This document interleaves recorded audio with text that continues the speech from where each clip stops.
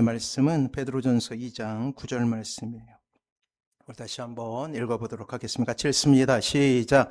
그러나 너희는 택하신 족속이요 왕 같은 제사장들이요 거룩한 나라요 그의 소유가 된 백성이니 이는 너희를 어두운 데서 불러내어 그의 기이한 빛에 들어가게 하신 이의 아름다운 덕을 선포하게 하려 하심이라. 아멘. 옆에 분하고 인사합니다. 사랑하고 축복합니다. 사랑하고 축복합니다. 그래, 오늘은 베드로전서 2장 9절 말씀, 그 마지막 시간, 하나님의 쓸모, 그의 소유된 백성입니다. 노예로 살다가 해방되어 버지니아 주에서 농사를 짓던 존 영이라는 사람이 있었어요. 흑인이죠. 이 농부는 결혼해서 자녀를 14명이나 낳았는데 소장농인 탓에 농사를 짓기는 하였으나 입에 풀칠하기도 힘든 상황이었어요. 조금만 농사가 잘못되어도 온 가족이 끼니를 걱정해야 했으며 14명의 자녀 모두가 전염병에 걸려 아팠으나 돈이 없어 치료를 받을 수 없을 정도로 궁핍합 속에 있었던 그런 사람이었습니다. 그러나 그럴 때마다 이 존은 하나님 지켜주십시오라는 간절한 기도를 하나님께 올렸어요. 그러자 마을 사람들은 그러한 존을 비웃었습니다. 그렇게 신앙을 가질 바에는 차라리 책을 읽고 공부를 하라, 그렇게 비웃었죠. 자녀가 너무 많아서 분명히 그들 중 몇은 죽게 될 것이라고 그들은 악담을 퍼붓기 시작합니다. 그러나 하나님께 온전히 구하는 이 부부의 기도에 하나님은 응답하셨어요. 그리고 유아, 영아 사망률이 그 높았던 그때에 14명의 자녀가 모두 무탈하게 성장해서 각자의 꿈을 이루게 됩니다.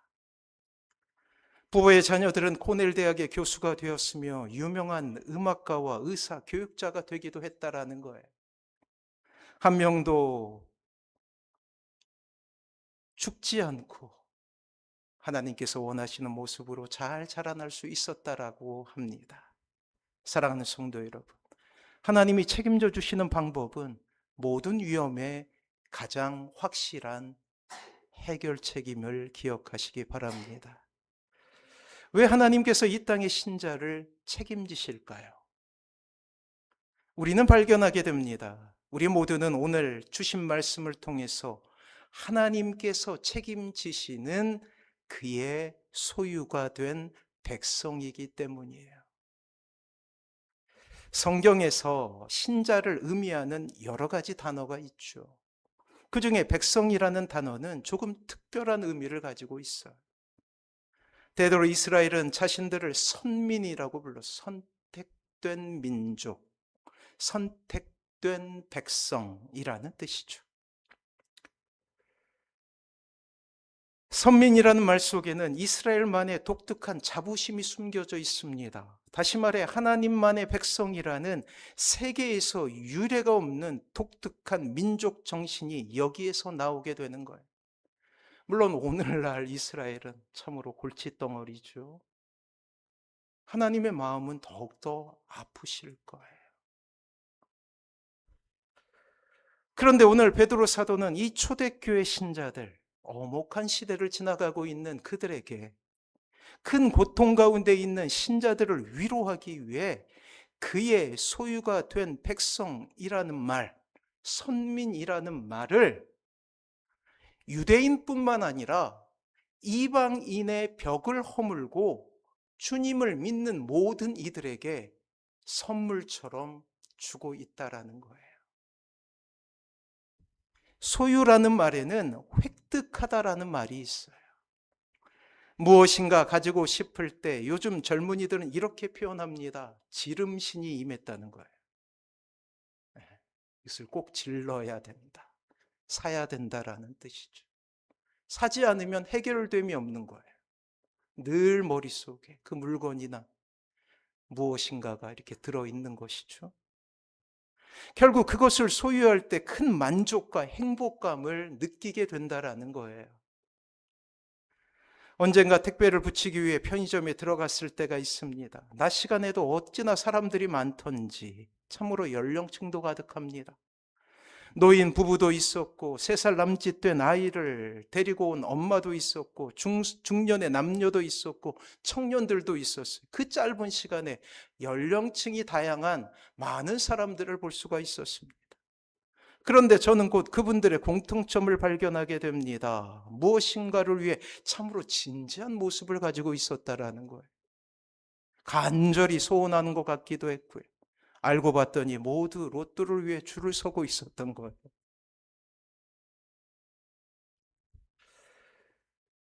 로또는 이태리어 언어로 행운이란 뜻을 가지고 있죠. 이 행운을 잡기 위해 사람들은 그토록 간절하고 숫자를 적어내는 거예요.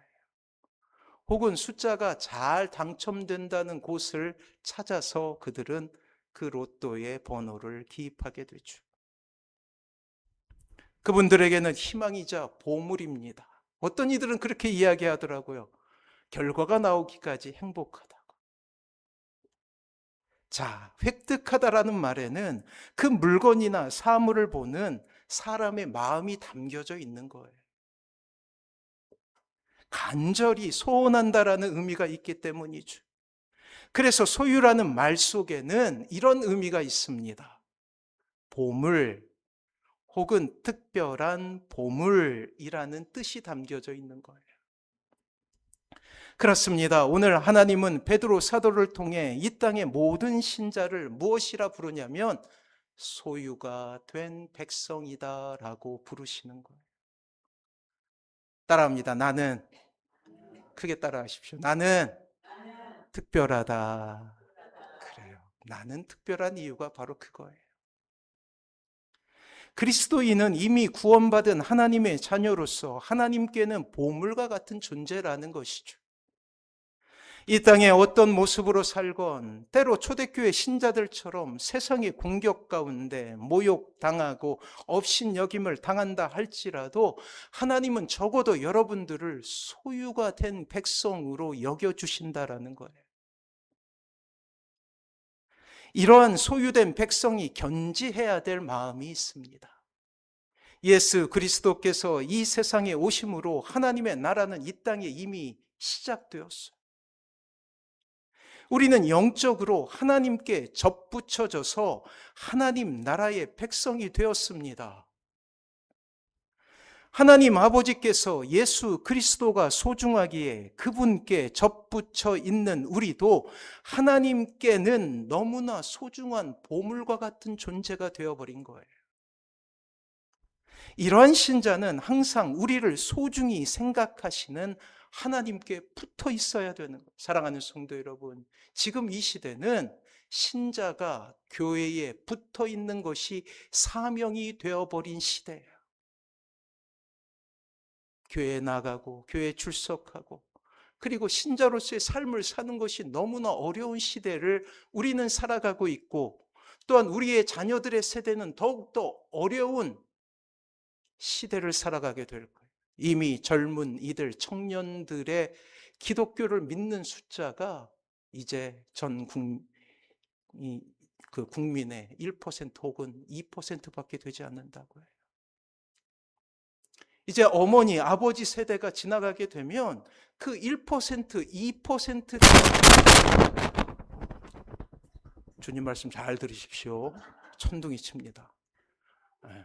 1%, 2%밖에 되지 않는 그 젊은이들이 어머니 세대가 되는 거예요. 그래요. 이 시대가 그러한 시대입니다.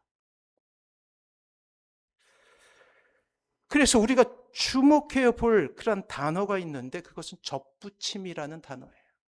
접붙임이란 나무의 줄기나 눈을 다른 나무까지 옮겨 붙이는 것을 의미하죠.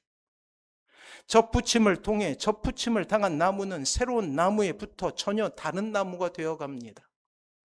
양분을 얻고 이 양분이 교류됨을 통해서 새로운 열매를 맺고 전혀 다른 존재가 된 거예요. 신자도 마찬가지입니다. 원래 신자는 하나님과 상관없는 존재였죠. 그야말로 세상 사람이었습니다. 이 세상 속에서 공중권세 잡은 사단의 지배를 받았어요. 에베소에서 바울은 이러한 인간의 비극을 이렇게 이야기한 적이 있습니다. 주보에 있습니다. 에베소서 2장 2절과 3절 같이 한번 읽어볼까요? 시작. 그때 너희는 그 가운데서 행성하여 이 세상 풍조를 따르고 공중권세 잡은 자를 따랐으니 곧 지금 불순종의 아들들 가운데서 역사하는 영이라. 전에는 우리도 다 그 가운데서 우리 육체의 욕심을 따라 지내며 육체와 마음에 원하는 것을 하여 다른 이들과 같이 본질상 진노의 자녀였더니. 그래요, 본질상 진노의 자녀였다라고 이야기하고 있습니다. 이런 우리를 하나님께서 선택하신 거예요. 도무지 선한 것을 찾을 수 없는 우리를 그분의 사랑으로 선택하신 것입니다. 선택하셨을 뿐만 아니라 우리를 접붙이십니다. 접붙였다라는 것은 원래 나무의 영양분을 섭취하지 않고는 그대로 떨어져 죽을 수밖에 없는 존재라는 거예요. 다시 한번 말씀드립니다. 이 시대는 교회에 출석하는 것이 사명이 되어버린 시대라는 거예요. 접붙여 있지 않으면 죽는 거예요. 이러한 우리가 해야 될 것은 선택하시고 접붙여 주신 은혜에 감격하며 하나님께 붙어 있으려고 최선의 노력을 다하는 것입니다. 여러 가지 이유가 있겠죠. 초대교회와 같은 그러한 물리적인 고난과 아픔들은 지금 이 시대에는 없어요. 그러나 정신적인 공격과 이 시대에 사람들을 바쁘게 하는 시간의 흐름과 또한 우리를 하나님으로부터 멀어지게 하는 여러 가지 이유가 우리를 막아내고 있다라는 거예요. 예수님께서 십자가를 지시기 전 다락방에서 마지막으로 제자들과 함께 밤을 보내실 때 하신 유명한 말씀이 바로 포도나무 비유였어요. 늘 그렇듯이 주님은 좀 더 제자들에게 효과적으로 가르치기 위해 특유의 비유의 방법을 사용하십니다. 그 중에 많은 부분은 이 농사와 관련된 그러한 비유였어요. 예수님께서는 심오한 영적인 교훈을 설명하기 위해 일상생활의 사물들과 관습들을 사용하여 제자들을 잘 알아들을 수 있도록 하십니다. 자, 요한복음 15장 1절 말씀 우리 주보에 있으니까 같이 한번 읽어볼까요? 같이 읽습니다. 시작. 나는 참 포도나무요 내 아버지는 농부라. 그래요. 구약에서의 포도는 세상에서의 하나님의 일을 하는데 이스라엘이 열매를 많이 맺음을 상징했어요. 이스라엘 민족을 상징하던 나무입니다. 특별히 선지자들은 이스라엘을 하나님께서 정성 들여 심고 돌보시는 포도나무라고 그렇게 비유했죠. 실로 포도나무는 하나님의 나라가 이 땅에 구현되는 것을 상징합니다. 모든 사람들이 이 포도나무로 인하여서 행복해짐을 상징하기 때문이에요. 주님은 그 위대한 비유를 하시며 자신을 포도나무라고 이렇게 말씀하시죠. 그렇습니다. 이 땅의 신자는 그 포도나무의 가지가 되는 거예요. 예수님께 붙어 있는 존재라는 것입니다. 포도나무의 영광은 포도나무 가지에 달린 포도에 있습니다. 주님께서 이 땅에 남겨질 그 제자들을 향한 기대도 포도 열매를 맺어 농부이신 하나님을 기쁘게 하는 거예요. 참으로 놀라운 비유죠. 이러한 풍성한 소출을 위해 주님께서는 힘들지만 한 가지 과정을 거쳐야 함을 그렇게 말씀하십니다. 요한복음 15장 2절이에요. 주보에 있습니다. 같이 한번 읽어봅니다. 시작. 물은 내게 붙어 있어 열매를 맺지 아니하는 가지는 아버지께서 그것을 제거해 버리시고 물은 열매를 맺는 가지는 더 열매를 맺게 하려 하여 그것을 깨끗하게 하시느니라. 아멘. 오늘 주님은 가지치기에 대해서 말씀하시고 접붙임을 받았지만 여전히 필요 없는 잔가지가 있고 이 잔가지를 쳐내야 함을 이야기하십니다.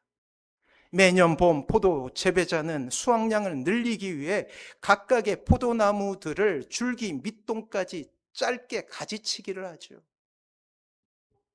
오늘 본문에 의하면 두 가지 종류의 가지치기가 있는 것으로 보여져요. 첫 번째는 열매를 맺지 못하는 것을 제거해서 열매 맺는 가지의 영양분을 집중시키는 것입니다. 두 번째는 열매 맺는 가지도 가지치기를 하게 되는데, 가지치기를 통해 열매를 더 많이 맺을 수 있게 성경의 표현으로는 깨끗하게 하는 것이다 라고 이야기하고 있어요. 신자에게 허락하신 방법은 바로 두 번째 가지치기입니다. 즉 진실한 신자들이 열매 맺는 가지로서 가지치기의 방법으로 더욱더 깨끗하게 하신다라는 뜻이에요. 힘들지요. 얼마나 아프겠어요. 생가지를 잘라내니 말이에요. 때로 힘들지만 신자의 성품과 믿음을 단련하기 위해 때로 우리에게 혹독한 시간을 허락하실 수도 있음을 기억하시기 바랍니다. 문제는 열매를 맺기 전까지 가지를 잘라내는 그 고통을 신자는 감내할 수 있어야 된다라는 것. 한 가지 사명이 머리에 떠오르죠. 그래요. 그럼에도 불구하고 붙어 있는 거예요. 흔히 고난이라 부르는 방법을 통해 신자가 하나님께만 집중할 수 있도록 만드시는 과정을 모두에게 준비하신다라는 것이죠. 때문에 신자는 이 고난을 통해 더욱 단단해지고 더욱더 성숙해지는 것입니다.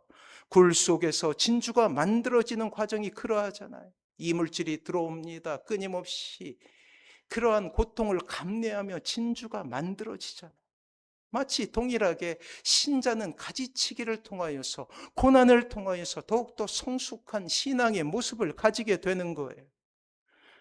그래요. 주님께서 십자가에 달리신 후 제자들에게 임하게 되는 혹독한 박해의 시간을 통해 더욱더 순결하고 열매를 많이 맺을 수 있는 가지로 만들어 가신다는 것을 미리 주님께서 말씀하신 거예요.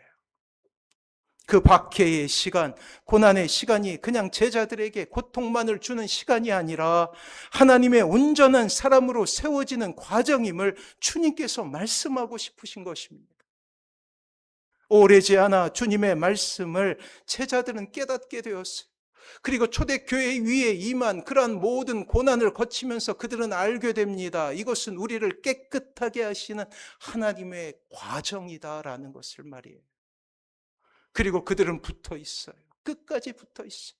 죽음이라는 참혹한 현장이 그들을 덧친다 할지라도 그들은 결코 뒤로 물러섬이 없습니다. 사랑하는 성도 여러분, 때로 가지치기가 가혹해 보일 때도 있죠. 무심하게 툭툭툭툭 잘라내거든요. 포도 재배자는 막꽃을 피우려고 하는 무성하게 자라나는 가지를 잘라버리는 것처럼 보입니다. 포도나무의 가지 덩굴은 아주 빨리 생장하게 되는데 그 무성한 가지는 열매 맺는 데 필요한 자원들을 뺏어가게 돼요. 하지만 이 가지치기의 과정이 없다면 그 열매는 초라할 뿐이고 열매가 없는 무성한 가지만 남게 된다라는 것이죠. 자, 이렇게 하나님 안에 살기 위해 노력하는 이들, 하나님께 붙어 있기 위해 노력하는 이들을 향한 하나님의 응답이 있어요. 마치 뿌리에서부터 물을 흡수하여 가지로 내보내듯이 하나님의 임재하심이 있다라는 사실이에요. 사랑하는 성도 여러분, 우리의 전 삶의 영역 가운데 하나님께서 임재하십니다. 사랑하는 성도 여러분들의 기도보다 하나님은 훨씬 더 크십니다. 주저없이 누추한 우리의 인생에 찾아오셔서 우리의 고난에 동참하신다라는 거예요. 아무리 큰 문제가 큰 산처럼 우리의 인생을 가로막고 우리를 실패와 고난 가운데 빠뜨리며 낮의 해와 밤의 달과 같이 우리의 삶을 괴롭힌다 할지라도 그곳에 하나님께서 함께 하신다면, 그곳에 하나님께서 임재하신다면 비로소 우리는 그 안에서 우리를 위해 졸지도 주무시지도 않으시는 하나님을 만나게 된다라는 사실이에요. 어떨 때? 붙어 있을 때. 기억하십시오. 삶을 살아가다가 한계에 도달했을 때가 있죠. 내일 태양이 뜨지 않았으면 좋겠다라는 그런 마음이 들 때가 있습니다. 하지만 그곳은 우리가 하나님의 임재하심을 경험할 수 있는 놀라운 자리임을 기억하시기 바랍니다. 우리의 신앙의 선배들은 그렇게 참혹한 장소에서 하나님의 임재를 경험하며 위대한 신앙의 반열에 오를 수 있다라는 거예요. 사랑하는 성도 여러분, 우리 인생 가운데 찾아온 그 고난을 이기는 방법이 무엇일까요? 그것은 하나님 안에 거하는 거예요. 하나님께 붙어 있는 거예요. 우리 인생 가운데 있는 그 모든 인간적인 방법을 내려놓고 주님만을 향하여서 우리의 마음을 집중하는 것입니다. 사랑하는 성도 여러분, 하나님 안에 있어야 안전해요. 아니, 거센 풍랑 가운데 우리가 살 수 있는 단 한 가지 방법은 하나님 안으로 피하는 것이죠. 그렇게 하나님 안에 있는 사람은 풍랑 속에도 평안을 누리게 되기 때문입니다. 전쟁에 참아 포탄이 떨어지고 총알이 빗발치는 그 전쟁 가운데서도 엄마의 품에 있는 아기는 그저 해맑게 웃듯이 말이에요. 하나님 품에 있을 때만 우리는 안전하고 결국 행복할 수 있다라는 것이죠. 사랑하는 성도 여러분, 하나님 오늘도 여러분들을 초대하십니다. 이 놀라운 초청에 응답하십시오. 하나님 안에서 평안함을 누리기 위해, 아니 나 자신을 위해서 그리하십시오. 지난 금요일에 말씀드렸어요.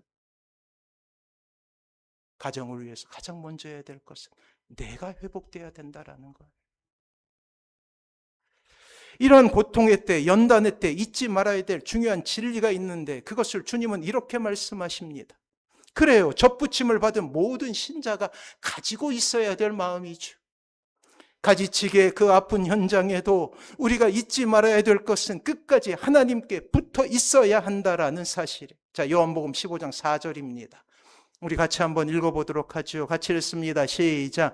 내 안에 거하라. 나도 너희 안에 거하리라. 가지가 포도나무에 붙어 있지 아니하면 스스로 열매를 맺을 수 없음같이 너희도 내 안에 있지 아니하면 그리하리라. 그래요.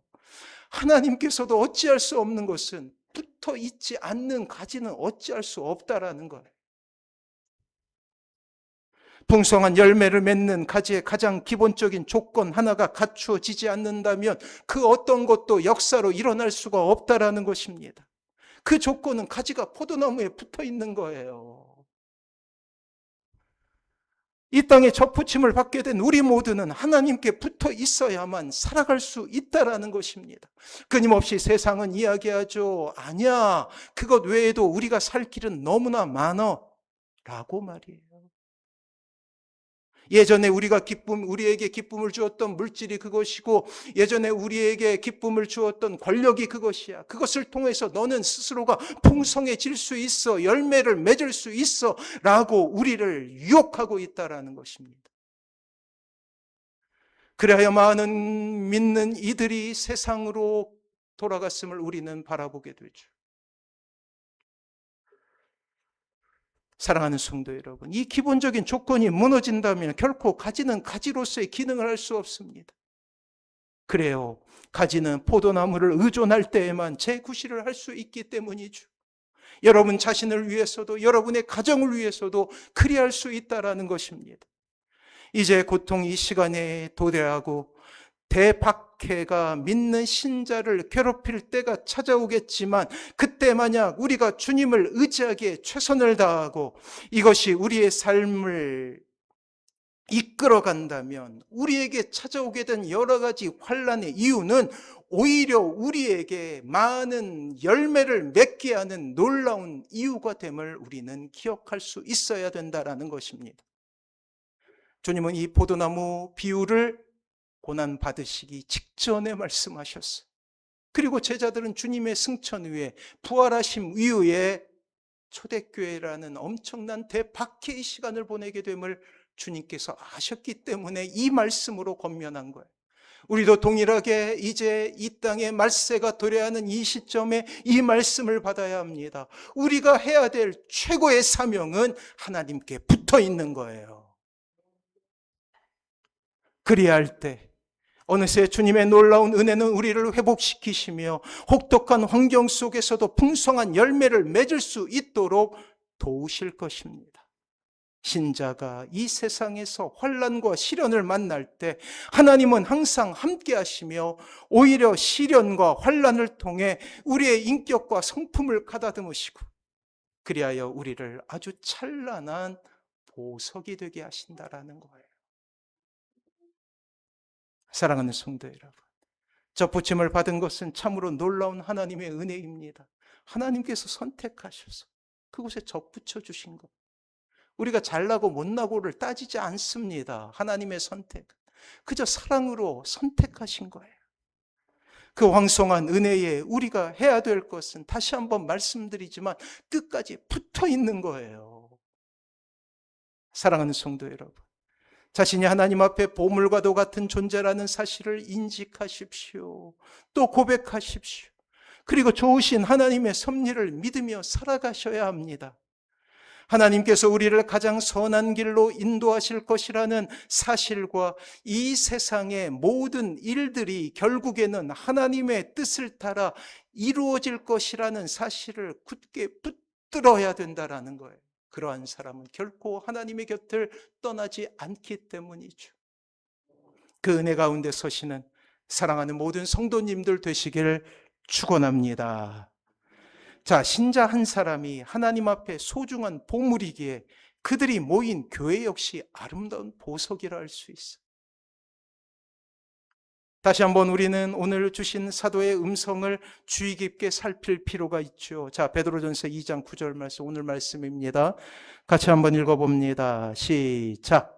그러나 너희는 택하신 족속이요 왕 같은 제사장들이요 거룩한 나라요 그의 소유가 된 백성이니 이는 너희를 어두운 데서 불러내어 그의 기이한 빛에 들어가게 하신 이의 아름다운 덕을 선포하게 하려 하심이라. 아멘. 사도 바울은 오늘 설교의 제목처럼 그의 소유가 된 백성이라고 부르고 있죠. 신자 개개인이 아니라 백성이라는 공동체의 이름을 부르고 있다는 것. 개별적인 존재로서 한 신자의 아름다움도 너무나 소중하지만 공동체로서 바라는 교회 전체의 아름다움은 더욱더 가치가 있다는 거예요. 왜냐하면 그 뛰어난 각각의 존재들이 하나님의 사랑으로 하나 되어 맺는 관계 속에 하나님의 아름다움을 더욱더 찬란하게 드러내기 때문이라는 거예요. 세대를 초월하고 그리고 가지고 있는 성품을 초월하여서 교회라는 이름으로 모인 여러분들을 하나님은 너무도 사랑하신다는 것입니다. 비록 이 세상으로부터 수많은 박해와 시련이 다가와 눈에 보이는 건물로서 교회가 어려움을 겪고 있다 할지라도 혹은 파괴된다 할지라도 영적으로 연합된 그리스도인들 사이의 교회는 영원하다라는 거예요. 비록 지금은 어려움을 겪고 있죠. 이 시대 참으로 교회가 해체되는 시대. 여러 번 말씀드렸지만 몇 년 사이에 이 땅에 있는 신자들 100만 명이 세상으로 돌아갔다라고 해요. 서울에 있는 소망교회에 올해 들어서 했던 일이 있는데 그게 뭐냐면 교회 나오지 않는 10,000명의 사람을 재적 정리를 했대요. 10,000명.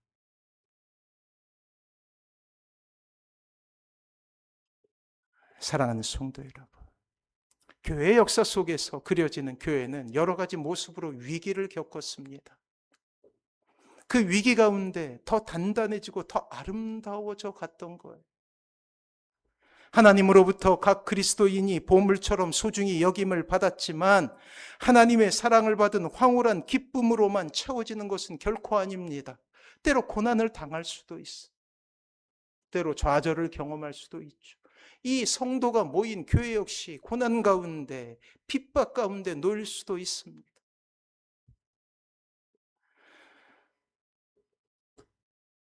거센 세상의 도전에 참으로 무기력함을 경험할 수도 있어요. 악한 영의 공격은 참으로 신자에게 두려움의 이유가 되지요. 그럼에도 불구하고 우리가 교회를 이루고 교회를 위해 기도하며 교회를 사랑해야 될 이유가 무엇입니까? 먼저 이 교회는 그리스도의 피로 값주신 공동체이기 때문이에요.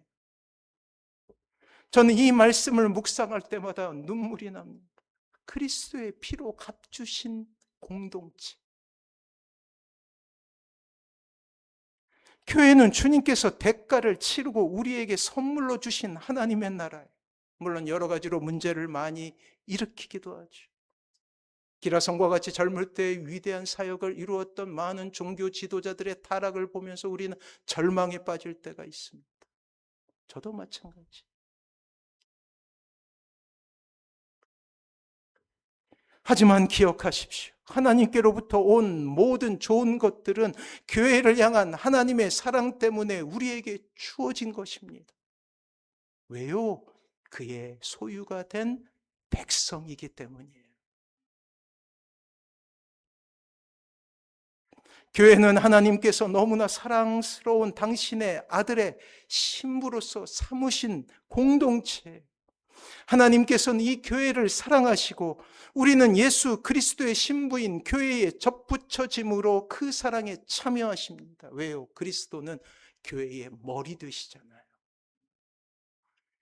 이 땅의 신자는 교회에 접붙여진 존재라는 사실이에요. 그렇습니다. 하나님은 이 땅에 가시적인 교회를 세우셔서 하나님께 접붙여진 신자를 눈에 그릴 수 있도록 만들어주신 것. 심지어 이제 가지에서 사도 바울의 비유에 의하면 이제는 지체가 된다라고 말씀하셔요. 지체, 한 몸이라는 거예요. 신자의 소명은 하나님의 사랑을 경험하면서 지체들과 함께 하나님의 보물로서의 삶을 살아가는 것이죠. 사랑하는 성도 여러분, 때로 교회가 여러 가지 어려움을 당할 수 있어.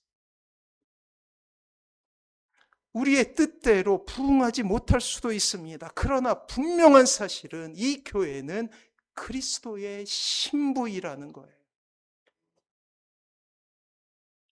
우리는 그리스도의 몸인 교회의 한 지체로서 그러한 고통에도 동참할 수 있어야 합니다.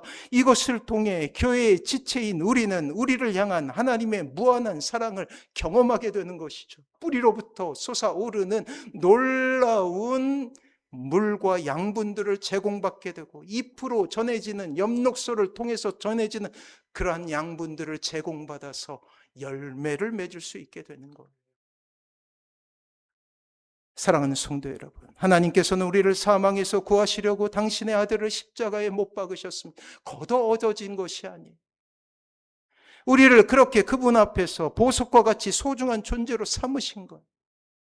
우리를 그렇게 그분 앞에서 보석과도 같이 소중한 존재로 삼으신 이유는 여러분들을 통하여서 열매 맺게 하려 하심이지요. 그렇습니다.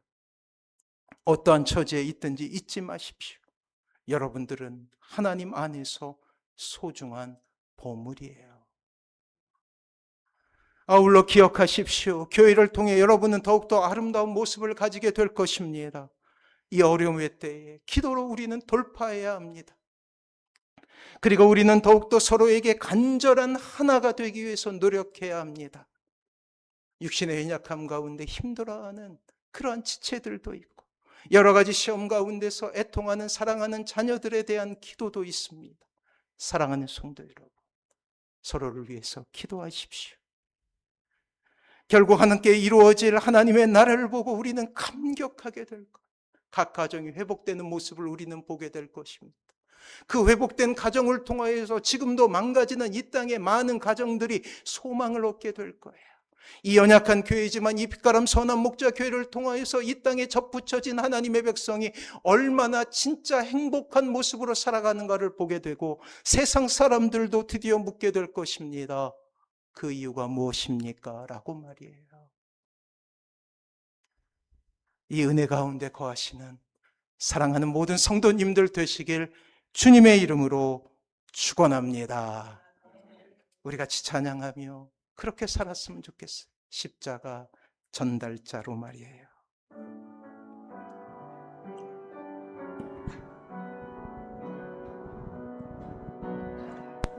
지극히 작은 자 죄인 중에 괴수 무익한 나 부르셔서 간절한 기대와 소망 부끄럽지 않게 십자가 전개하셨네. 어디든지 가리라 주 위에 서라면 나는 전하리 그 십자가 내 몸에 밴 십자가 그 보혈의 향기 온 세상 채울 때까지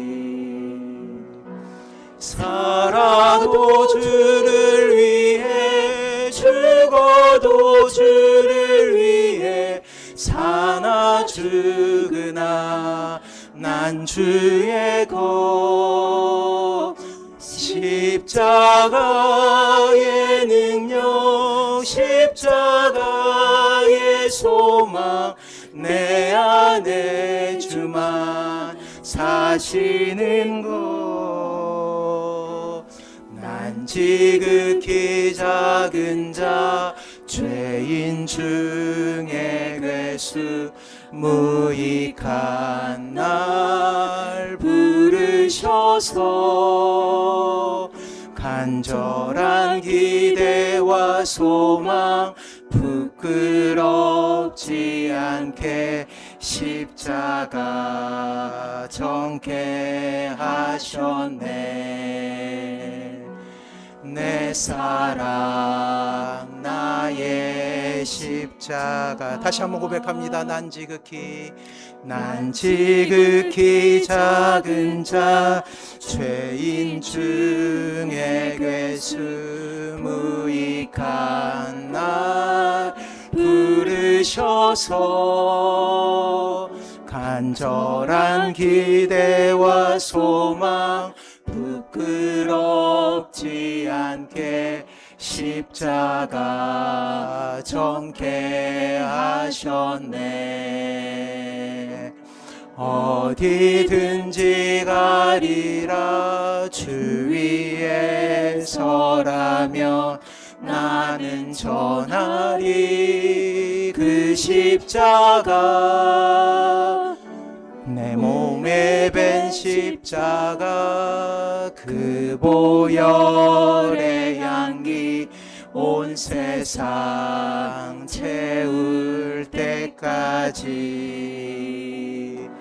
살아도 주를 위해 죽어도 주를 위해 사나 죽으나 난 주의 것 십자가의 능력 십자가의 소망 내 안에 주만 사시는 것 난 지극히 작은 자 죄인 중에 괴수 무익한 날 부르셔서 간절한 기대와 소망 부끄럽지 않게 십자가 전개하셨네. 내 사랑 나의 십자가. 사랑하는 성도 이 시간 같이 기도할 거예요. 우리 침묵으로 주님의 사랑을 생각하며 같이 기도합니다. 그래요, 하나님께서 여러분들을 접붙여 주셨어. 접붙임 받은 사람들은 그 은혜로 사는 것입니다. 하나님, 그 접붙임의 은혜 가운데 서게 하여 주시옵소서. 우리 그 사랑 묵상하며 잠시 1분 동안만 주님 앞에 기도함으로 침묵으로 나가도록 하겠습니다.